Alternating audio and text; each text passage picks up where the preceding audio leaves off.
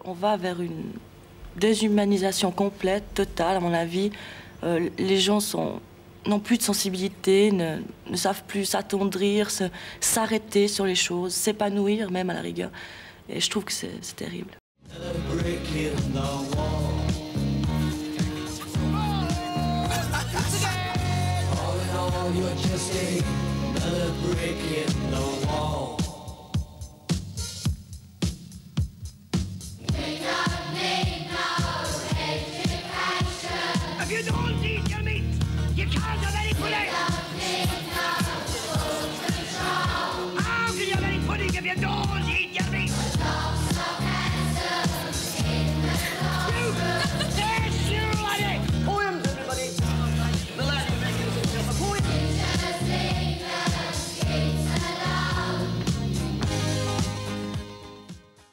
J'ai l'impression qu'on arrive à un point culminant de notre société où tout devient technologique, très poussé justement dans ce genre de domaine, comme l'informatique, où on basculera soit justement dans l'informatique totalement, ou alors on sera obligé de revenir à des conceptions plus humaines peut-être. En fait, il faut pas avoir peur de l'informatique. Il n'y a rien de terrible dans l'informatique. Quand on sait vraiment les applications de l'informatique, on ne peut pas séparer l'informatique de l'homme. On ne peut pas basculer totalement dans une technologie informatique, je veux dire. Je voulais dire aussi, c'est que, justement, maintenant, c'est toute cette mystification qu'on trouve autour de l'informatique, c'est vraiment les gens qui sont toujours parvenus de 2001, l'Odyssée de l'espace, et qu'il faut un peu redescendre sur Terre. Et justement, les gens ont peur de tout ce développement technologique, mais justement, c'est de la mauvaise information. Parce que dès qu'on est un peu au courant, les questions se posent même plus, en somme. Qui a peur du chômage? Ça vous fait pas peur, le chômage? Pourtant, on en parle beaucoup. Moi, je sais que c'est quelque chose qui, personnellement, me fait très peur, oui. J'y ai souvent pensé, et au fond, c'est ce que je ressens quand je me dis « qu'est-ce que je vais faire plus tard ?»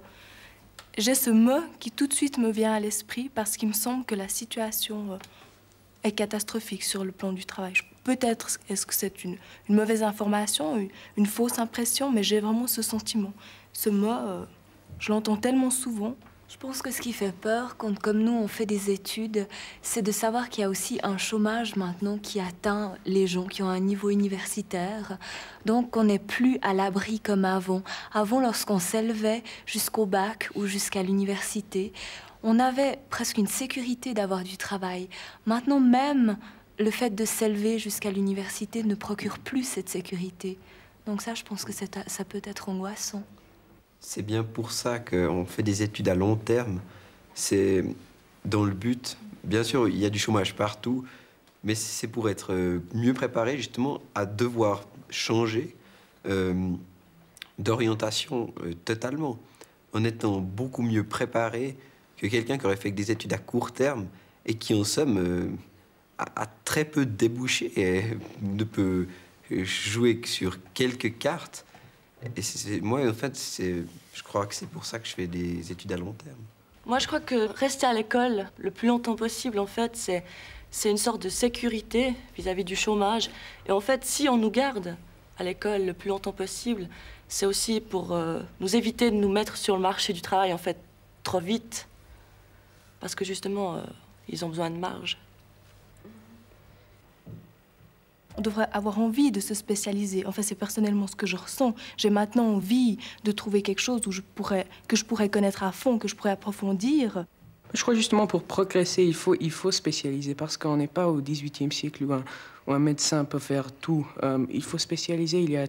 Tous les jours, on découvre de nouveaux domaines, médecine, je sais pas par exemple.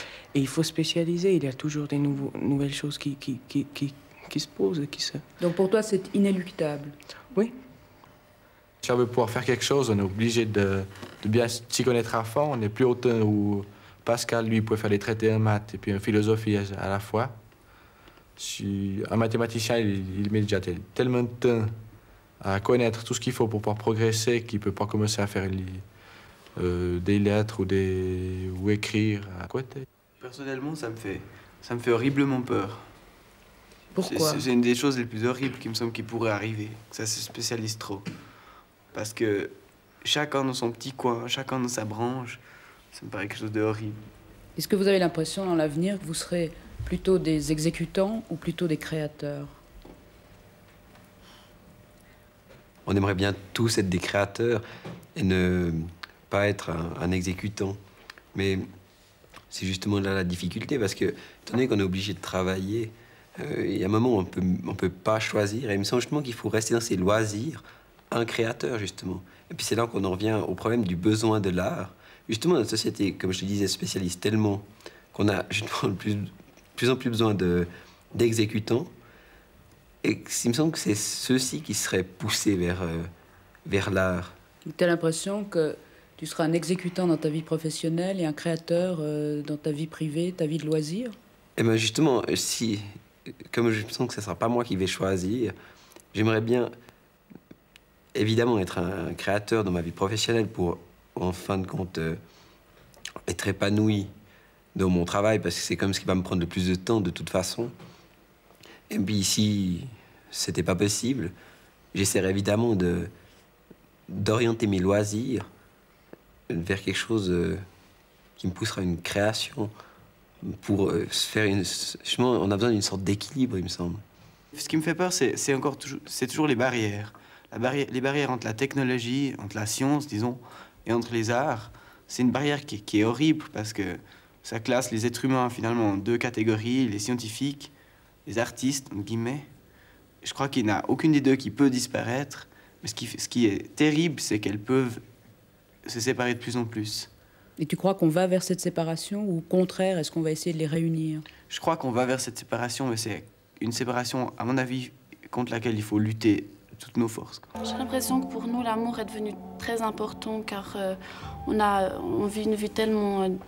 une école tellement désensibilisée et déshumanisée, qu'on doit vraiment rechercher un certain équilibre, qu'on doit se sentir aimé, qu'on doit pouvoir aimer, rechercher vraiment un certain appui, comme on peut compter sur nos parents et comme on puisse compter sur quelqu'un d'autre pour vraiment trouver un équilibre et pour oublier tous nos autres problèmes, en fait. Je crois que les contacts humains qu'on a la possibilité d'avoir maintenant permettent justement beaucoup plus de romantisme qu'avant. On veut être romantique. Peut-être qu'on n'a pas toujours voulu être romantique, on l'a été sans toujours le vouloir. Je pense dans les années 70, il y a eu la grande libéralisation sexuelle. Je crois que tout le monde a été très marqué par ça, très touché finalement.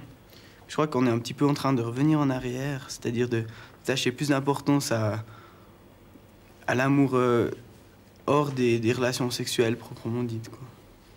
Je vois beaucoup de copains qui commencent à être très romantiques, quoi. Et toi? Copains et copines, quoi. Tu parles de tes copains. Et toi? Moi, je sais pas du tout, parce que j'arrive mal à me définir ce que c'est que le romantisme.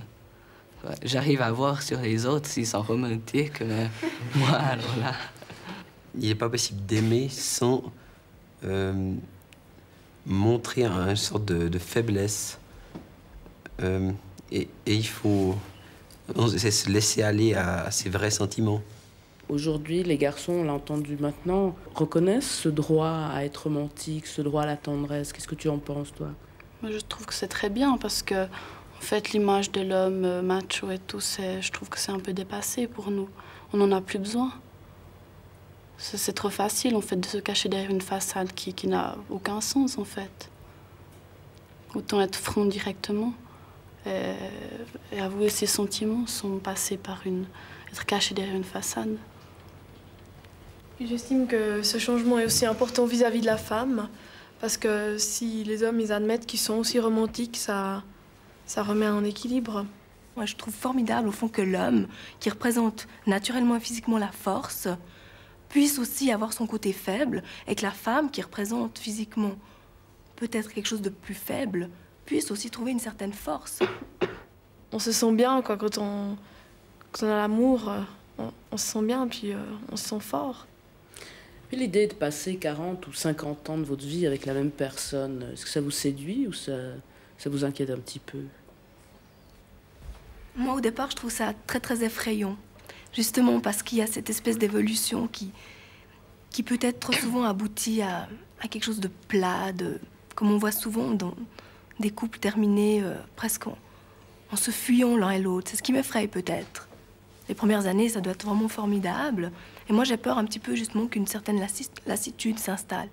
Mais, je sais pas. Vraiment. Quelque chose qui peut nous donner la force d'envisager cette perspective justement de vie commune, c'est la création, c'est d'avoir des enfants. C'est un lien de plus, un renforcement en fait des sentiments. Parce que créer un enfant, c'est quelque chose de formidable, de beau. Tu voudrais combien d'enfants, toi? Beaucoup. La relation entre un couple, il ne faut pas qu'elle soit changée par un mariage. Il faut pas en légalisant une relation, on peut la rendre plus fausse, on peut la rendre plus guindée, je crois que c'est le mot. T'as un peu peur du mariage, toi? Non, pas vraiment. Ah ouais? Non, il faut savoir s'adapter, je crois. Enfin, il faut savoir le Mais prendre tu as l'impression que le mariage détruit quelque chose dans l'amour?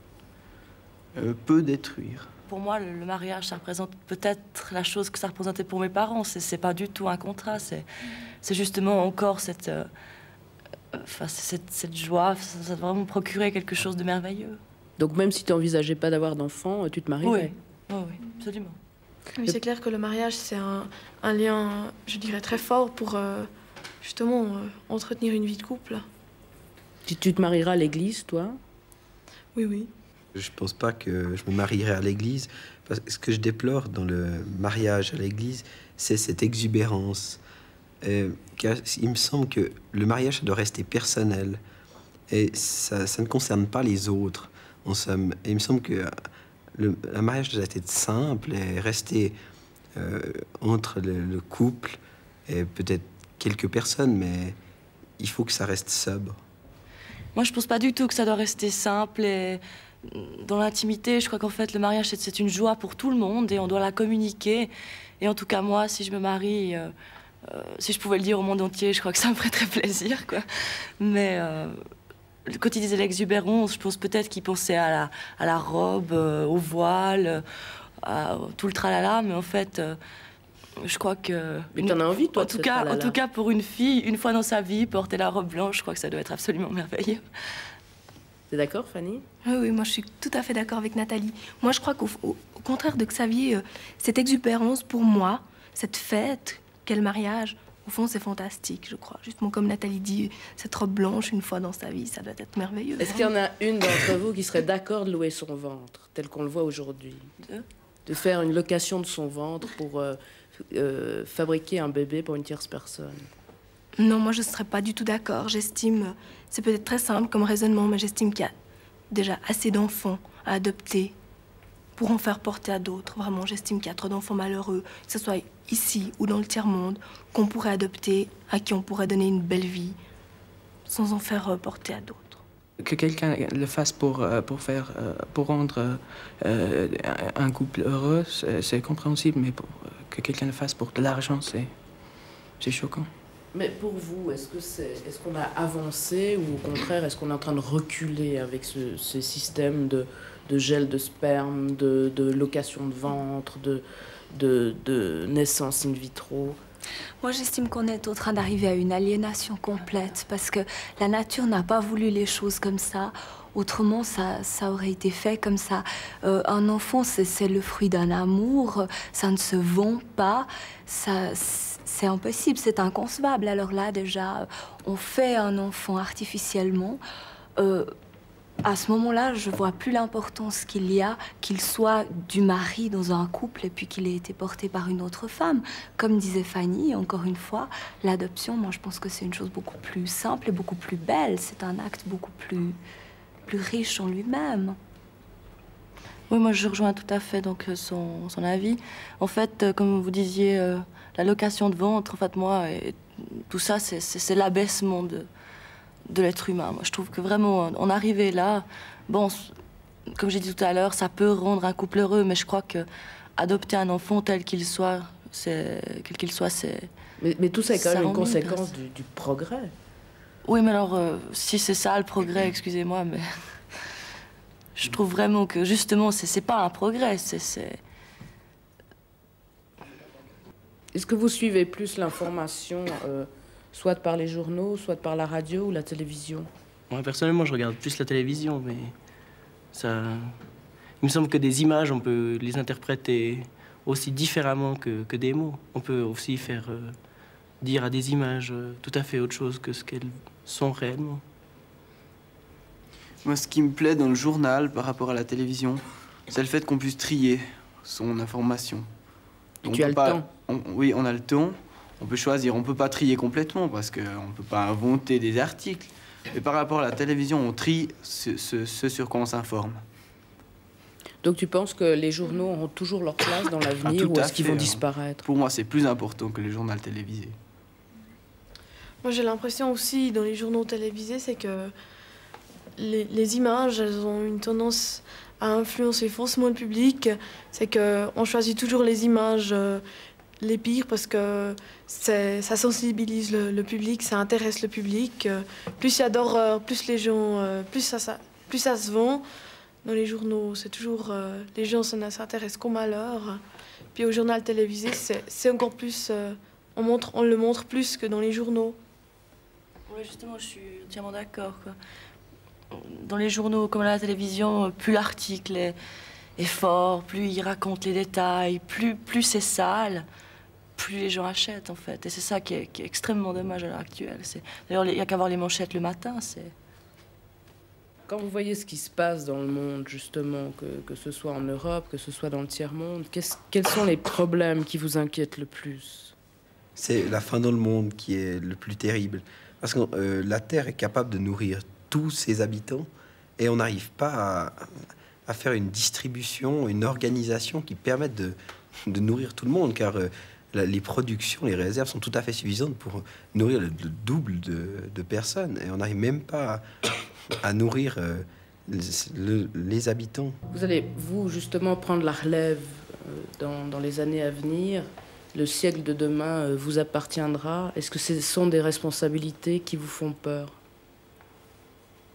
Xavier? Oui, ça me fait très peur parce que le monde, enfin, compte qu'on nous laisse, est un monde complètement sclérosé. Et si on voudrait en faire un meilleur, il faudrait vraiment tout changer.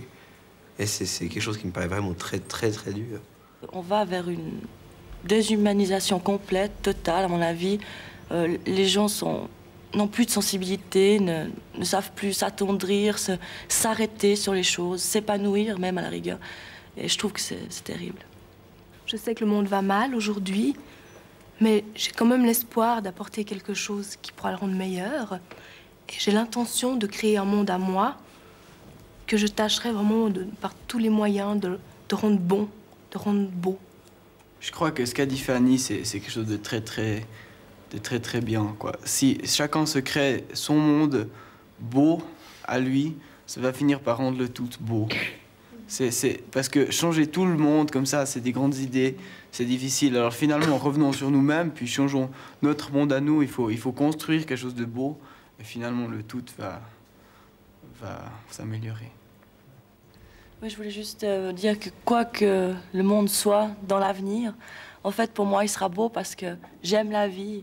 Et puis, je suis contente d'être là, contente de la vivre. Et en fait, je crois qu'on vivra toujours dans le meilleur des mondes.